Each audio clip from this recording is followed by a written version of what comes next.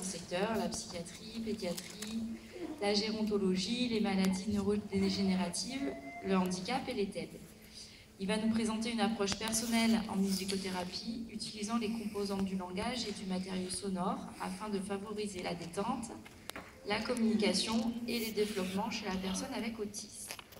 S'en suivra une médiation, donc des questions, à peu près 15 minutes de questions à la fin. Donc en fait, je t'ai dit 12h30, mais c'est 12h15. Ah, c'est 12h15. Désolée.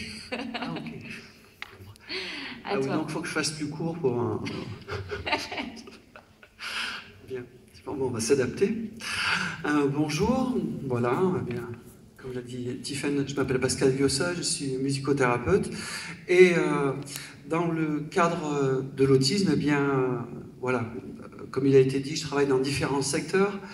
Et je travaille avec des associations qui sont présentes sur le forum, notamment avec Planète Autisme, dont je suis partenaire professionnel, et également Trésor Caché de Montélimar, voilà, auquel je participe au plateau de rééducation. Alors je vais vous présenter ma pratique dans le domaine de l'autisme.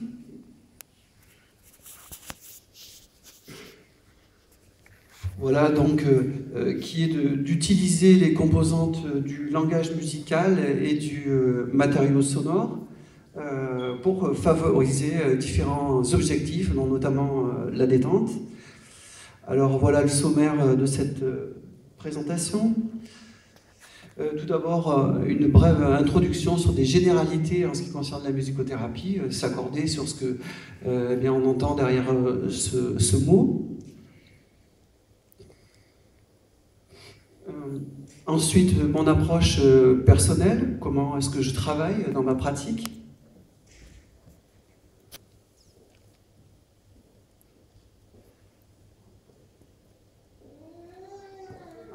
Je fais connaissance avec la souris.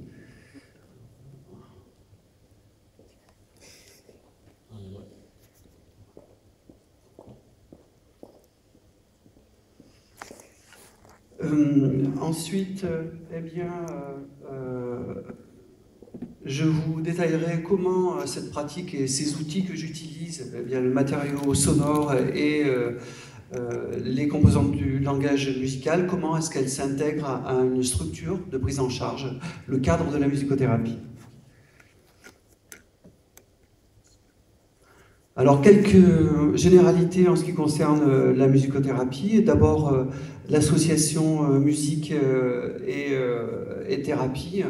Bon, c'est une association très ancienne, en fait. Dès qu'il y a eu des écrits, il y a eu eh bien, cette association entre le soin et l'utilisation de la musique. On a des références dès eh bien, les premiers papyrus en passant par la Bible. Donc, dès qu'il y a des écrits, le lien entre musique et soin est souligné.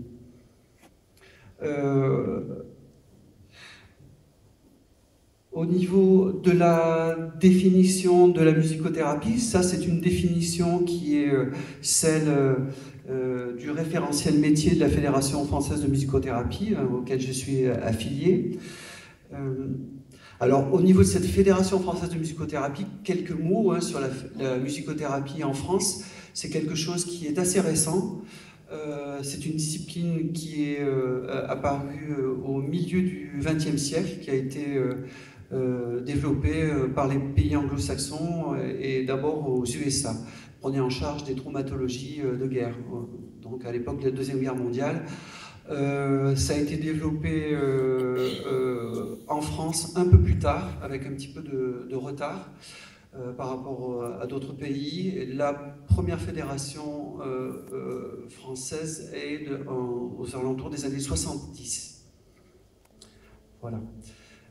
Dans cette définition, il y a quelque chose, il y a pas mal de choses intéressantes. Tout d'abord, eh bien, il est décrit ce qu'est la musicothérapie, donc pratique de soins, de relations d'aide, d'accompagnement, de soutien et de rééducation. Donc vous avez plusieurs champs d'activité qui sont liés à la musicothérapie. Ensuite, utilisant le son et la musique sous toutes leurs formes. ça souligne un point important, c'est que la musique n'est pas thérapeutique en elle-même, c'est-à-dire qu'il n'y a pas de musiques qui sont associées à des prises en charge particulières. Le son, on va s'intéresser aussi beaucoup au son, aux matériaux sonores, avec ses paramètres, hein, les paramètres qui sont l'intensité, les fréquences, la durée et aussi le timbre. Elle s'adresse moyen d'expression, de communication, de structuration. Vous voyez, il y a plusieurs objectifs hein, qui vont être définis par le cadre approprié. La musicothérapie, ce qui est très important, c'est le cadre. Sinon, eh bien, ça n'est qu'une activité occupationnelle. D'ailleurs, la plupart des techniques qui sont utilisées en musicothérapie, elles sont inspirées de l'éveil musical, hein, notamment, ou d'autres choses. Elle s'adresse donc là où vous avez des populations, différentes populations, personnes présentant des souffrances, difficultés liées à des troubles psychiques, sensoriels, physiques. Vous voyez tout un panel, en fait, c'est très très vaste comme champ d'application. Elle s'appuie sur les liens étroits entre les éléments constitutifs de la musique, l'histoire du sujet, les interactions. En fait, dans cette définition, il est souligné que finalement, on va se servir du son et de la musique pour créer un lien. Hein, ça va être ça, l'objet, se servir de cette part non-verbale, souvent, pour créer un lien. Les deux grandes techniques, disons les deux manières d'aborder la musicothérapie, c'est avec les techniques réceptives. Donc tout simplement, les personnes à qui vous vous adressez seront dans une position de réceptivité, c'est-à-dire qu'elles écouteront des stimulations sonores. Stimulations bien souvent de musique enregistrée, mais ça peut être aussi vous qui faites, le musicothérapeute qui faites des sons. Voilà, ça peut être cette position-là. Avec des objectifs souvent de détente, voire d'expression psychocorporelle, c'est-à-dire que quand on diffuse de la musique, eh bien, il y a des effets dynamogéniques, les mouvements. La musique, c'est des mouvements. Hein, quand on entend, mettons, de la batterie, c'est quelqu'un qui a fait un mouvement. Et ces mouvements-là sont retranscrits par les haut-parleurs et la personne à son tour exprime ces mouvements-là de différentes manières. Plus elle a accès au langage, plus elle sera capable de mettre des mots sur ce qui lui arrive. Moins le langage sera développé, plus elle va bouger corporellement. Les techniques actives, voilà, des dispositifs plaçant le patient en position de produire des sons. Donc c'est plutôt ce pan-là qui est connu de la musicothérapie, avec notamment l'utilisation des percussions. Ça, c'est influencé par l'éveil musical, notamment les techniques type Orff, Dalcroze, bon, des techniques pédagogiques de musique. Voilà quelques principes essentiels de la musicothérapie. Alors, comment est-ce qu'on peut parler de principes essentiels? Il y a un projet au niveau international, voilà, qui s'appelle le projet TIMAC, et qui s'est chargé dans le monde de réunir dans différents pays quel serait le dénominateur commun de différents praticiens. Qu'est-ce qu'ils font en commun dans différents pays, quels sont leurs outils en commun. Alors, voilà ce qui a été trouvé. Alors, ces principes essentiels sont validés comme outils d'évaluation, c'est-à-dire que dans nombre de pays, il faut bien dire plutôt anglo-saxons, dans les phases d'évaluation, par exemple, dans ce qui nous concerne de l'autisme, eh bien, sont intégrés aux équipes des musicothérapeutes qui ont certains protocoles et qui participent pleinement aux phases de dépistage, notamment. Alors, on retrouve ces points essentiels: encourager l'accordage affectif et les échanges musicaux, solliciter, soutenir musicalement le flux des interactions, créer, soutenir l'évolution d'une relation unique. Voilà, donc là, il est mis en évidence notamment la relation musicothérapeute et patient. C'est là-dessus que va s'effectuer l'observation. Alors, mon approche, utiliser les composantes du langage musical. Alors, les composantes du langage musical, c'est tout simplement la pulsation. C'est un des premiers prérequis hein, pour, j'allais dire, jouer de la musique ensemble. C'est s'accorder à une pulsation. Ensuite, eh bien, il y a le rythme, puis la mélodie et l'harmonie. Voilà les composantes musicales auxquelles on peut rajouter la structure des morceaux, c'est-à-dire l'alternance, par exemple, couplet, refrain, des séquences différentes, la structure même des morceaux, qu'on peut retrouver simplement, par exemple, dans les comptines.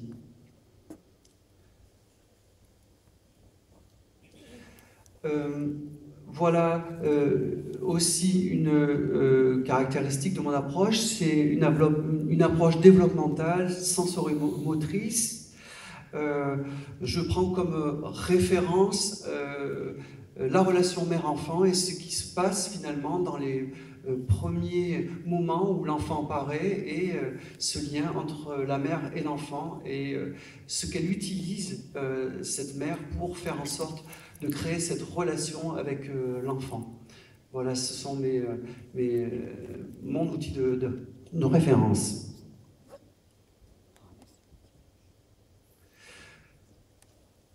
Évaluer les modalités de réceptivité au flux sensoriel auditif, voilà. Alors là, cette approche, eh bien, ça va être justement sur la sensorialité. Je vais faire rencontrer la personne et faire un bilan en ce qui concerne ses modalités de réceptivité, notamment au regard du son, et faire en sorte d'établir des liens entre le son et les autres entrées sensorielles, comme bien entendu le toucher, la vue, etc.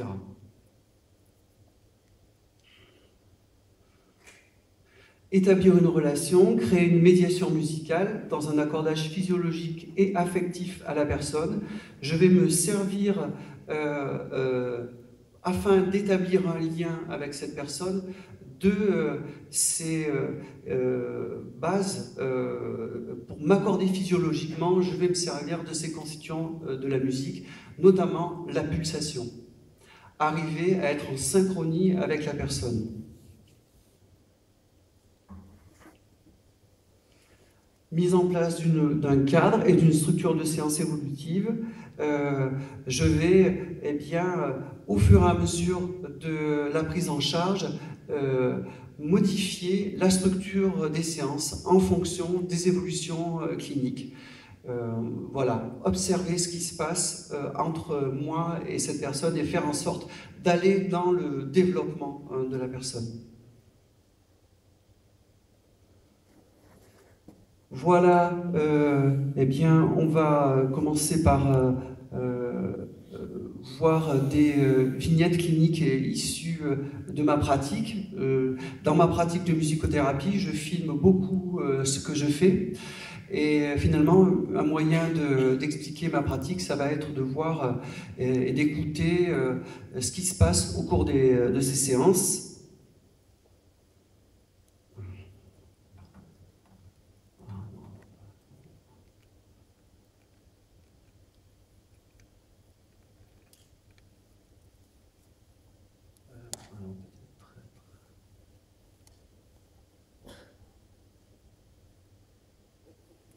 Ça qui intéresse dans le matériau.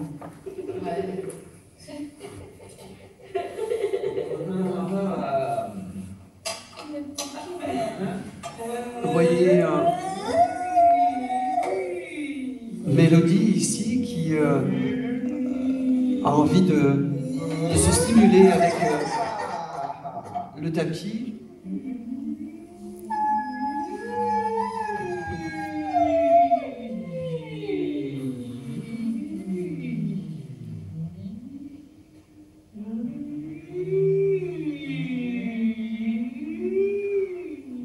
va relier différentes entrées sensorielles. Une des clés de la musicothérapie, lier le son avec le mouvement.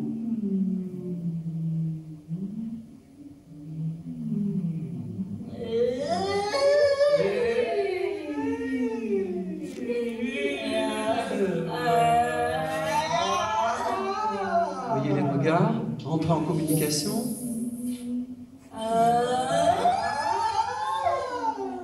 S'accorder aux variations des paramètres du son. Hauteur. Permet de rentrer en lien.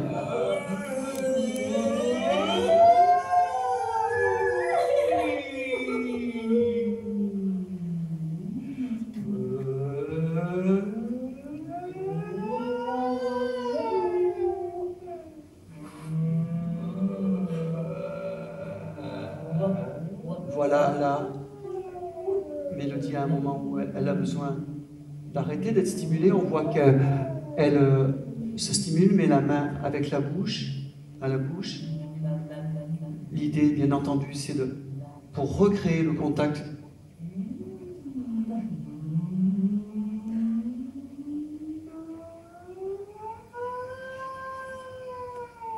Vous avez vu, elle vient de bouger la bouche pendant qu'elle m'écoute.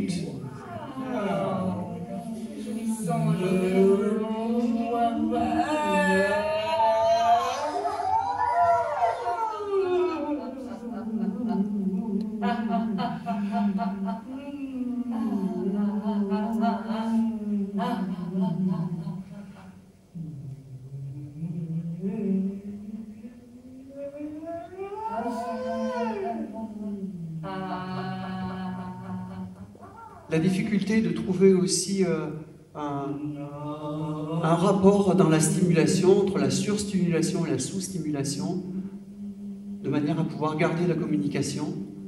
Là, elle a besoin de se recentrer. Et alors voilà une...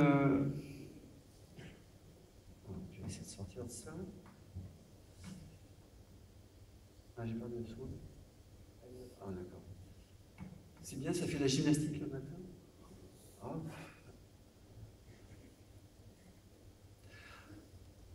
On est retourné dessus. Il faut ressortir le... Ah, il faut remplacer là-dessus.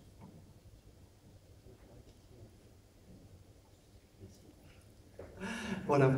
Alors, voilà quelque chose, une vignette clinique intéressante. J'en profite pour remercier Madame Dabrowski qui est présente ici avec l'association Trésor Caché, donc l'association avec laquelle je participe au plateau de rééducation avec peut-être Monsieur Gorgy, si vous étiez là hier, sans doute vous en a parlé. Donc merci Maryse d'avoir permis de diffuser cette vignette clinique. Vous avez vu Mélodie. Voilà quelque chose qui est intéressant parce que on essaye en musicothérapie de lier les différentes entrées sensorielles. On peut parler bien, de correspondance transmodale, c'est-à-dire lier le son avec le mouvement, avec la vue, de manière à faire un monde unifié.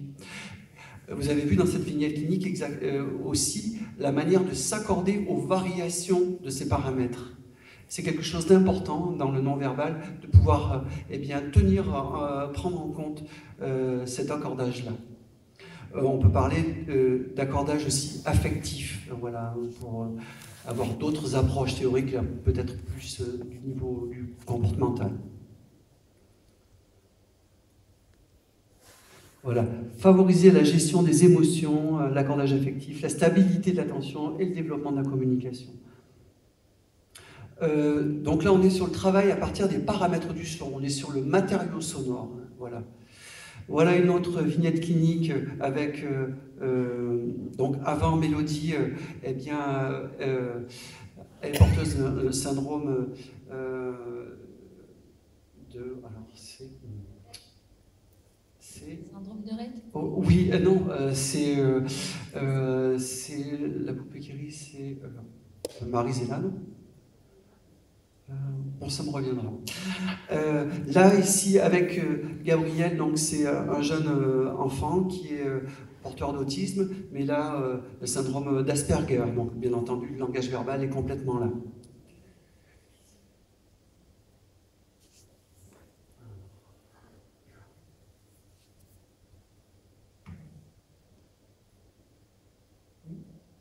C'est le syndrome d'Angelman. Ah oui, merci. J'ai reconnu Jean.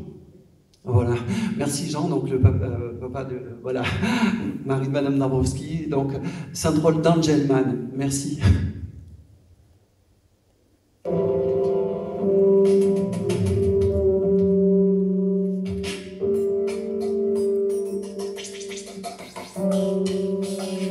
Voilà le travail à partir des paramètres du son. On va retrouver.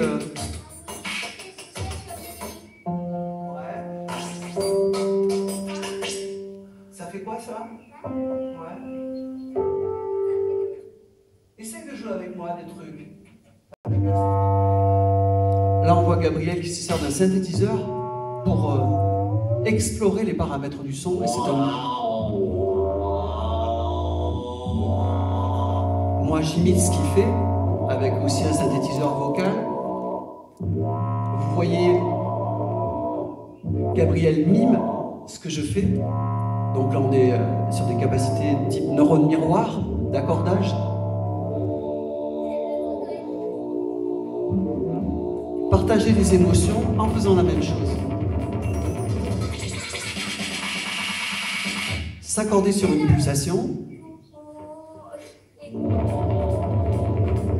On voit aussi le plaisir de Gabriel.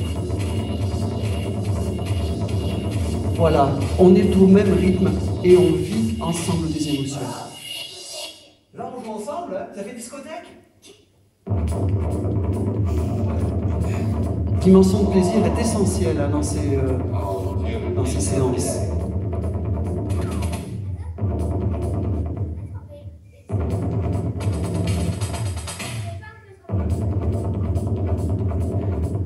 Qu'est-ce que tu dis? Alors dans la pièce, il y a un système de sonorisation très puissant et les vibrations sont vraiment ressenties corporellement. Dans les vibrations, tu les ressens dans le corps, ça bouge dedans. Hein.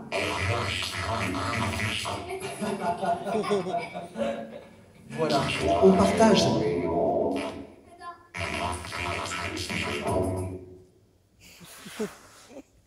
Voilà une manière de se servir. Alors, je reviens. Je n'ai pas encore capté comment on est. Ah ouais. Ah, s'il faut aller de l'autre côté. Faire escape. Voilà, donc on peut dire que bien souvent, certaines fois, les personnes avec autisme peuvent avoir des difficultés à percevoir les émotions d'autrui, et c'est un des grands enjeux. Vous voyez qu'avec la musique et les vibrations et les constituants du langage, dont la pulsation, c'est une des bases pour échanger et pour être en ligne l'un avec l'autre. Nous retrouvons Mélodie avec le syndrome d'Angelman. Voilà, vous allez voir avec donc Mélodie qui est non-verbale aussi, eh bien, on peut s'accorder sur une pulsation et faire en même temps quelque chose pour remarquer que l'autre fait pareil que vous et éventuellement partager un vécu affectif.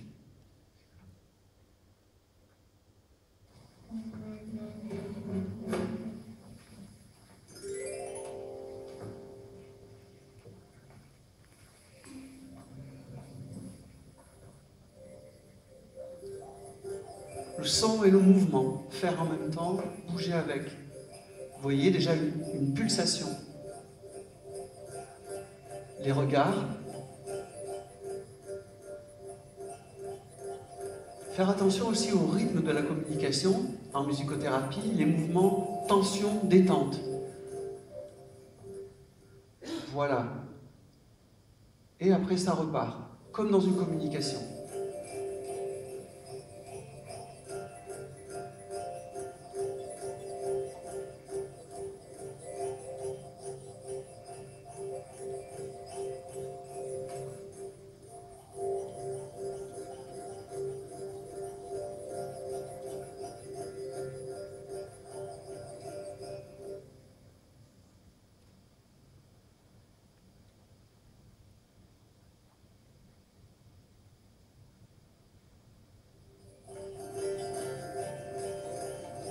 aussi, c'est une forme de pulsation entre ses productions, ses arrêts et ses reprises. Et l'attention portée à l'autre.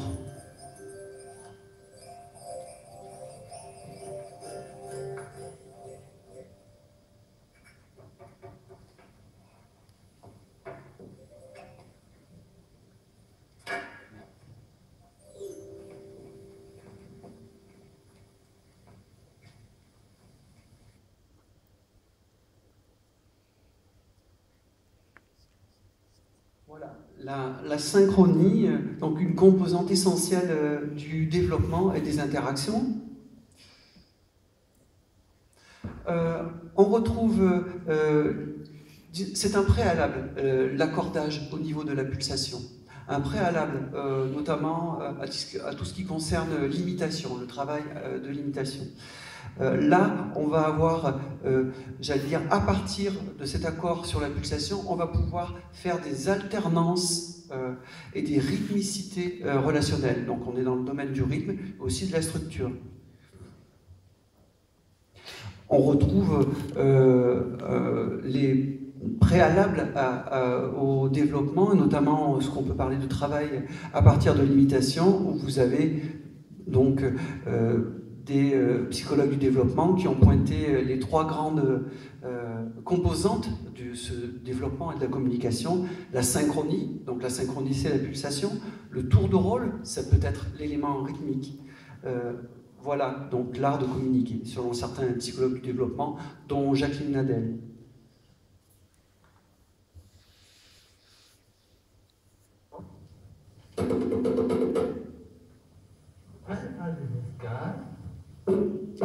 Voilà, Thomas.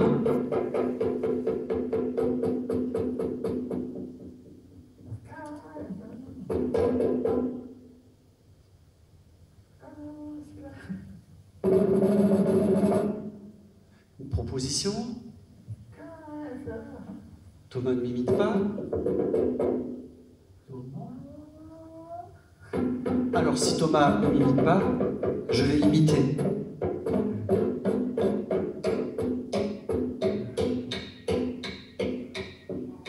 Être en ligne, en synchronie.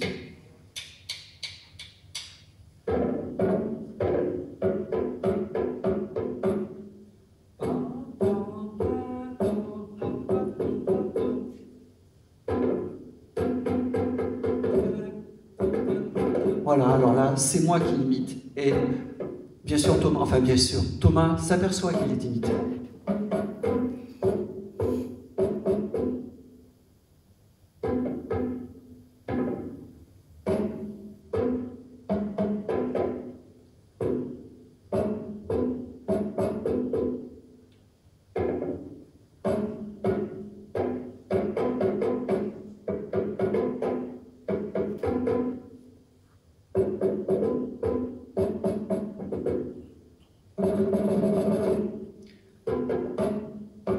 On peut remarquer les capacités de concentration aussi déployées par Thomas. Donc, stabiliser l'attention.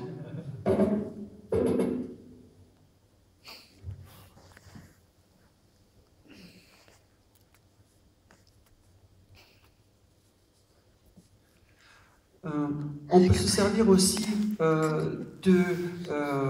d'autres composantes musicales comme la création musicale.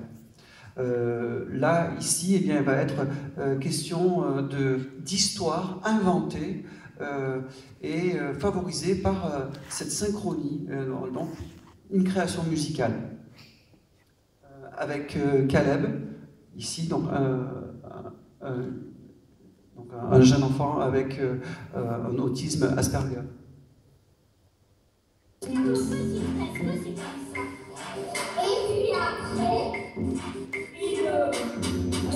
On retrouve les synthétiseurs et les systèmes de sonorisation qui génèrent l'intensité du vécu. Je m'accorde à ce que Caleb exprime. Et c'est un support pour lui à inventer des histoires en temps réel.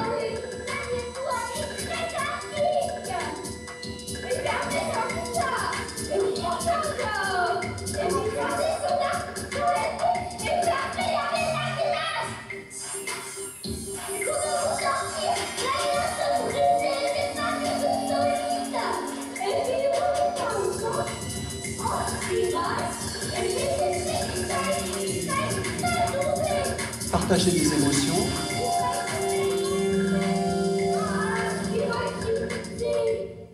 Et puis après, il passe sur le poteau, et puis après, il revient dans Paris et il a fait tous les jouets cassés, les jouets mal traités. Donc là, on lit différents plans, hein. Le plan non verbal, gestuel, sonore, et également la dimension verbale.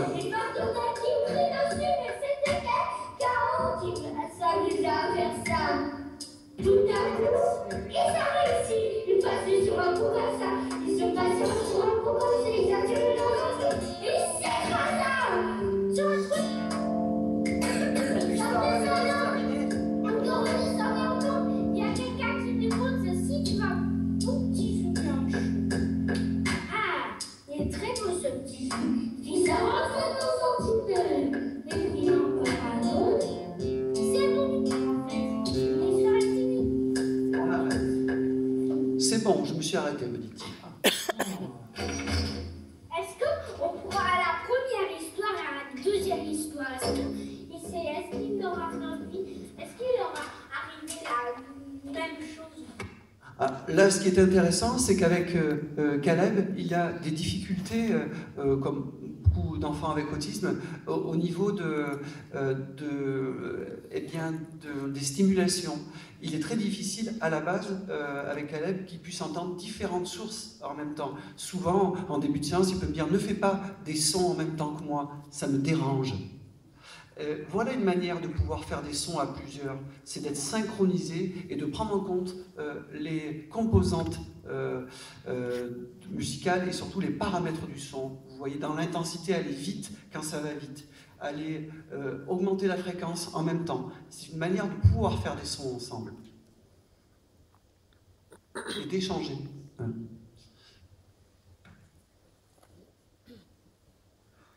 Bon, je vois que c'est midi 2, j'ai encore un petit moment. Bon, il y a peut-être une vignette que je vais parce que tu m'as dit que c'était. On a combien de temps encore? Un quart d'heure. Un quart d'heure. Bon. Alors, puisqu'on a encore un petit moment, mais y compris les échanges? Non, après c'est un quart d'heure sans échange. Merci. Une demi-heure avec échange. Ok. Alors voilà, avec une autre manière de communiquer aussi et de faire des sons en même temps. Vous voyez que là, eh bien, je me sers beaucoup des synthétiseurs et ces générateurs de sons. J'ai souligné que la diffusion avec des systèmes de sons puissants eh bien, génère des vibrations qui permettent de faire un travail de gestion de la sensorialité, notamment d'amener de la détente. Ça fait comme une sorte de, j'allais dire, je ne sais pas si le mot est vraiment de massage ou de packing sonore, de contenance. C'est une manière pour amener une dimension de détente, de contenir la personne et que son corps soit soumis à des vibrations assez intenses.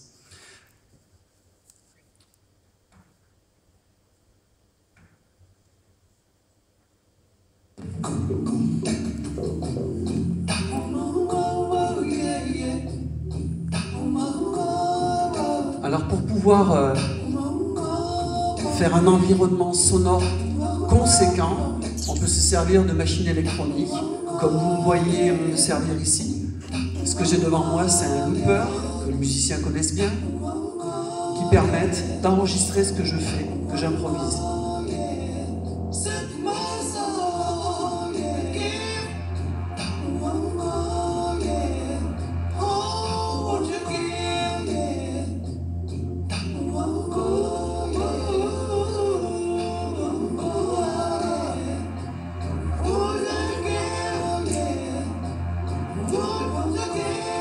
Voilà Olivier sur un synthétiseur. Là, il a trouvé la note au niveau de fréquence de ce que je fais dans les très graves. Donc les fréquences graves apaisent. Voilà. Il est exactement sur la tonalité sur laquelle je suis.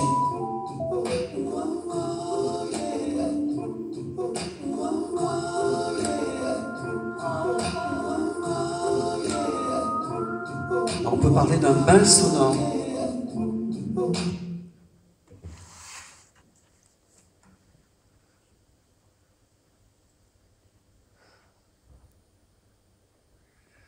Le cadre des prises en charge, alors si on fait toutes ces techniques en dehors d'un cadre, eh bien ça peut être un moment de passer le temps, mais en musicothérapie, ça va être vraiment le cadre qui va être important, de pouvoir promouvoir cette relation, de faire en sorte que cette relation puisse évoluer et qu'elle rentre dans une structure notamment temporelle.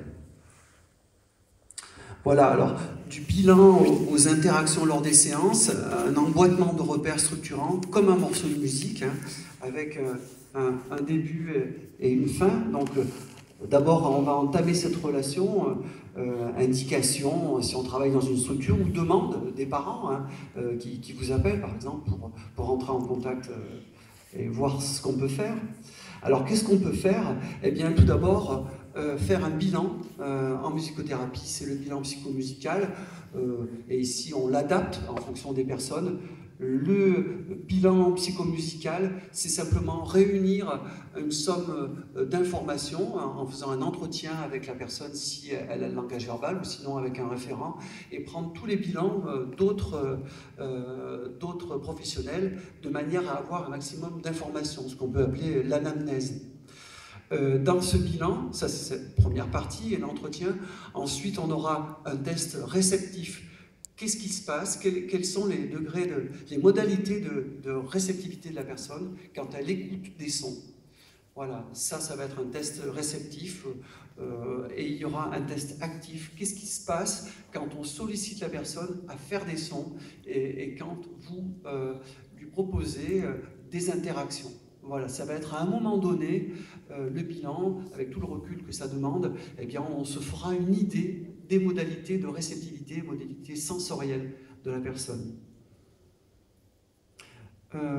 Ensuite, eh bien, ça va nous permettre d'établir un projet de soins adapté à la personne, ou alors, eh bien, éventuellement dire, eh bien non, ce n'est peut-être pas très fondé d'utiliser la musicothérapie. Ensuite, eh bien, viendra la mise en place du cadre de prise en charge avec la réalisation des séances et là aussi d'autres bilans, des bilans de prise en charge avec notamment le lien avec l'équipe pluridisciplinaire. Voilà un bilan de prise en charge finalement. Ce que je vais vous présenter, c'est un bilan avec Mélodie sur plusieurs années de prise en charge. Dans ce titre, eh bien, vous avez finalement l'objectif des séances de musicothérapie, c'est-à-dire l'intégration des acquis du travail éducatif, de ce qu'on fait pendant les séances, eh bien, faire en sorte que c'est une répercussion dans le quotidien, notamment favoriser le développement de la communication et des loisirs, de l'autonomie aussi. Donc vous verrez dans ce bilan de prise en charge l'essentiel de ma manière de travailler.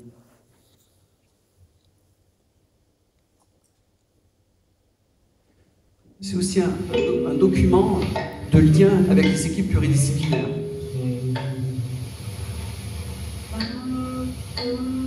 Voilà, avant de commencer quoi que ce soit, il convient d'aller vers la détente et l'apaisement. On voit Mélodie avec ce qu'on peut appeler un objet de motivation, en tout cas quelque chose qui lui permet de se recentrer en s'auto-stimulant.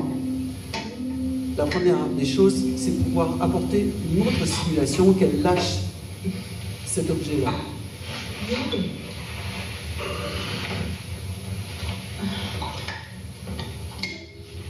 L'apaisement sensoriel, avant de lancer quelque chose sur la communication.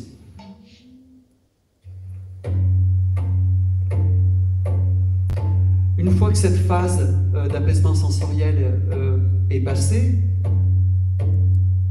cette phase d'apaisement, c'est aussi pour Mélodie le fait de repérer l'endroit qui est toujours le même, avec toujours la même personne. On va pouvoir commencer le travail de synchronie. c'est-à-dire s'adapter, pas forcément faire une pulsation, mais tenir compte des paramètres du son.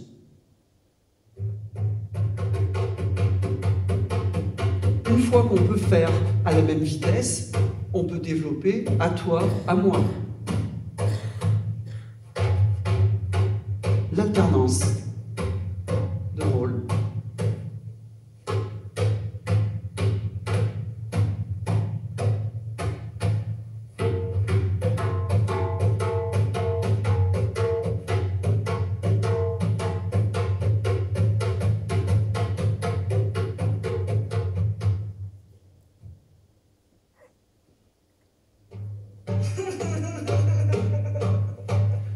Voilà. J'ai pu réintégrer l'accompagnatrice, Edmé. Donc là, on peut être à plusieurs dans la pièce et le travail peut continuer. Parce que Mélodie est concentrée sur ce qu'on est en train de faire ensemble. Voilà, faire en même temps, l'imitation, pouvoir s'asseoir en même temps. Oui, oui, c'est bien.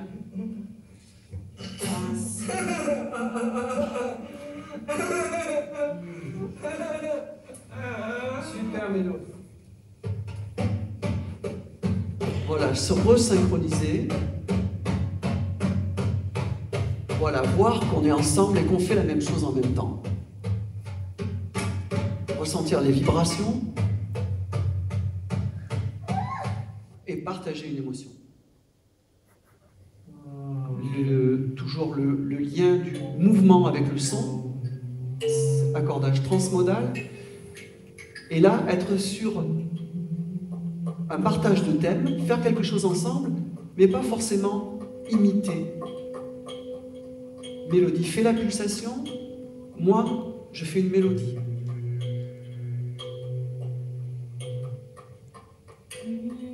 Voilà.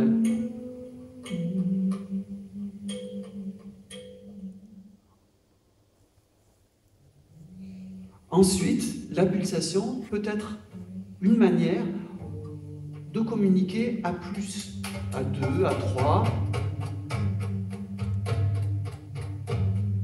et de pouvoir gérer l'ensemble des stimulations, si elles sont accordées.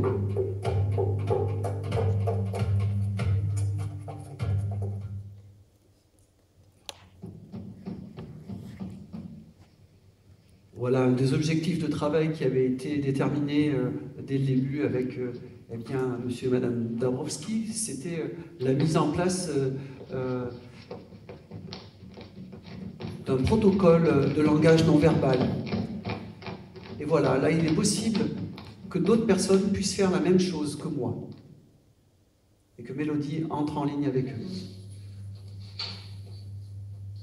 Mélodie va chercher son xylophone pour faire un peu de musique. Voilà, on est dans cette perspective développementale du travail à partir de l'imitation. Là, avec l'imitation en différé, faire la même chose ailleurs. Explorer. Voilà. Donc la maman de Mélodie me disait qu'à cette période-là, Mélodie explorait beaucoup, ouvrait les portes, avait des comportements nouveaux.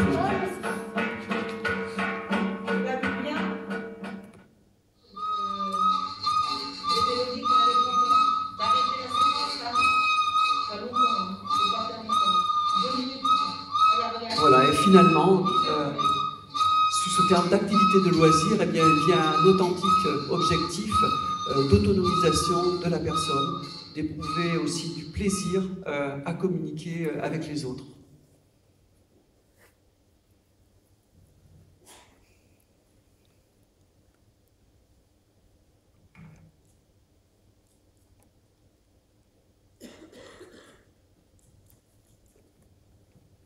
Voilà, bien pour terminer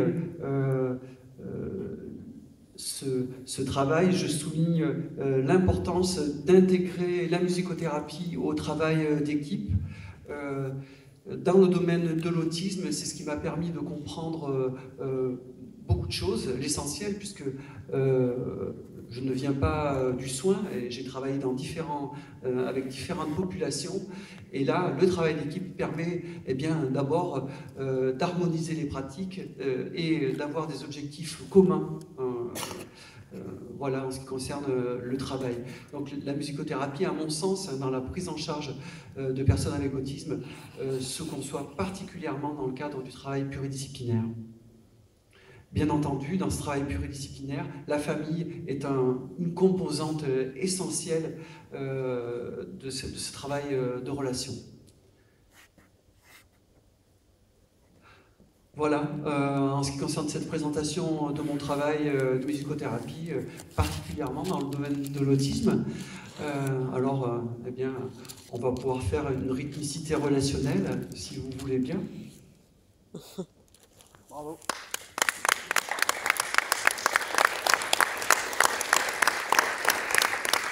Merci. Pascal, si tu veux, là, si tu veux venir à côté de moi. Le orange. Ouais. Alors, est-ce qu'il y a des questions ?